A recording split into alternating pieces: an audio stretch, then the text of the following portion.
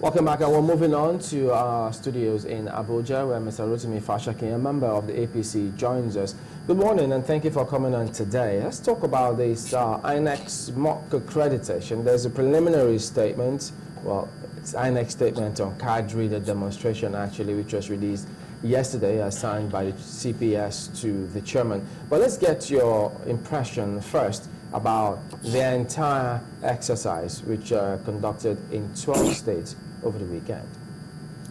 Yeah, thank you, Joe, and everybody in the studio. Good morning, Nigerians. Let me start by saying, first of all, that commending INEC for this very important landmark in our nation's electoral system. Before I say anything further, I think it's important that we try to go to the history of our electoral system or of elections in Nigeria. Let me say clearly that since 1993, when Professor Humphrey Nwosu conducted what was adjudged to be the freest and the fairest election ever conducted in Nigeria, that the boldest attempt at adding and putting credibility to our electoral system is what INEC is just trying to do with this use of the card readers. What do I mean? If you look at Section 14, subsection 2B, under the chapter 2 of our Constitution, which deals with fundamental objectives and directive principle of state policy. You will read clearly that this Constitution states expressly that that sovereignty belongs to the people of Nigeria, from whom, through the Constitution, any government derives its power and authority. And I can say that since 1999, we've not really had that stipulation of the Constitution being brought into scrupulous implementation by any electoral umpire, including this particular INEC. In fact, it was so bizarre in 2007 that the Supreme Court was split in a 4-3 judgment, as to the credibility of the election then. I mean, it was bizarre that an election with ballot papers, unserialized ballot papers, was passed as even by the Supreme Court. That the greatest beneficiary of that electoral haste, that is the late President Yaradua, attested to the fallibility, to the election not being credible, at that time. So, and if you come to 2011, the one that had been much trumpeted as free and fair and credible, it was all rules.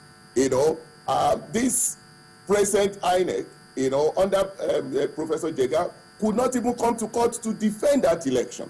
The subpoena sent to him, he could not come to court to defend it. So, I have been a participant of this, electoral, at least in the last 4 years. I was a participant in 2011. So, if INEC, under the same Professor, Jega, let me say clearly that in 2011, Dr. Goodluck Jonathan did not win that election on the first ballot. I can say that with every ounce of seriousness in me, So, if we now have a situation that the same INEC that conducted that election is now coming to say, look, let's put some degree of credibility to this election. And I think this is what the use of the card readers will do largely, achieve, and that is what we are saying, that what the guy is doing should be applauded by every right-thinking Nigerian and every Nigerian that wants that has the love of this If you nation could hear me, and that wants this the other nation to perspective progress. out there, just hang on a minute. The other Yes. perspective out there now, because I mean, when they held that press conference yesterday, what some of them did say is,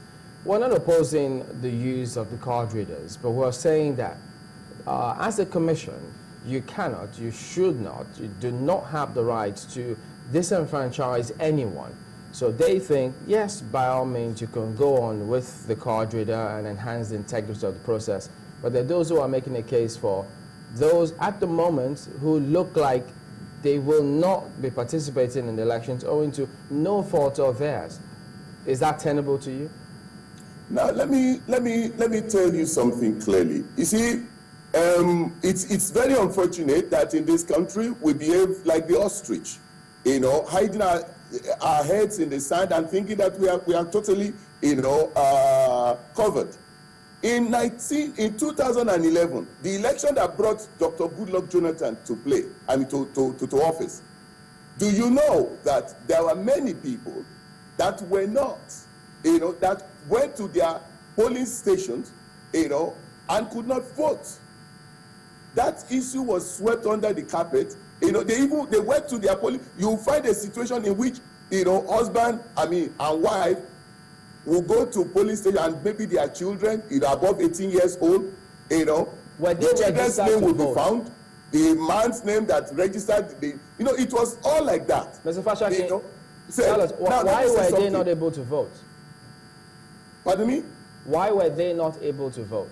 Why they were not able to vote? I mean, their names were not even on that, were not displayed, even though they registered at that polling unit. You see, at that time, we talked about 120,000 polling units, you know, but those with real verifiable address were about 86,000. You know, the 34,000 were virtual sites on INEC register. These were facts that we knew.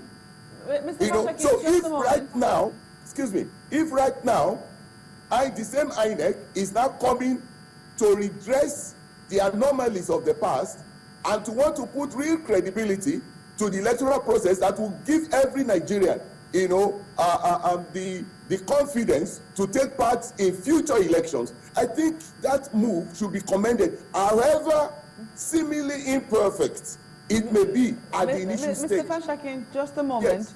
Now, you're saying that there were some people who couldn't vote as at that point in time. Was that Absolutely. right?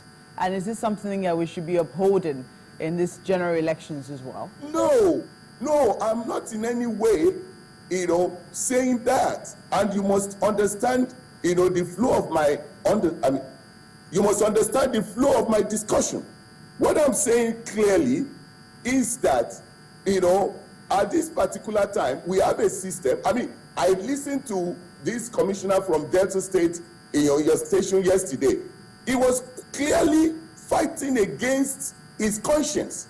You know, the way I saw him, you know, we cannot be seen to be appropriating and reprobating at the same time.